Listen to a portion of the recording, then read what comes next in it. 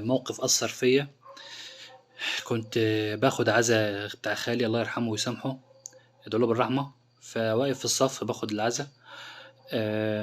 شُفت من بعيد وأنا جاي واحد من صحاب خالي اللي كانوا يعِز عليهم جدًا خالي وهُم كانوا يعِزّوا عليه، وهو كان يعِز عليهم، جاي من بعيد وهو مش قادر يمشي. خالي على فكرة اتوفى بدري في السِن.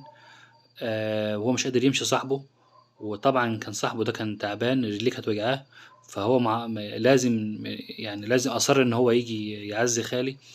وحتى ما شايفينه وهو جاي مش قادر يمشي من كتر الحزن بتاع على صاحبه اللي هو خالي. ورغم تعب رجله جامد، بس لكن هو أصر إن هو يجي العزا. طبعا ما قدرش يسلم علينا، اللي هو كان تقريبا كان هينهار في البكاء. بس أنا من ضمن الحاجات اللي أثرت فيا جدا إن أنت تختار صديق بتاعك اللي هيزعل عليك بعد موتك، اللي هيدعيلك بالرحمة بعد موتك، مش صاحب المصلحة. أظن الرسالة وصلت. السلام عليكم.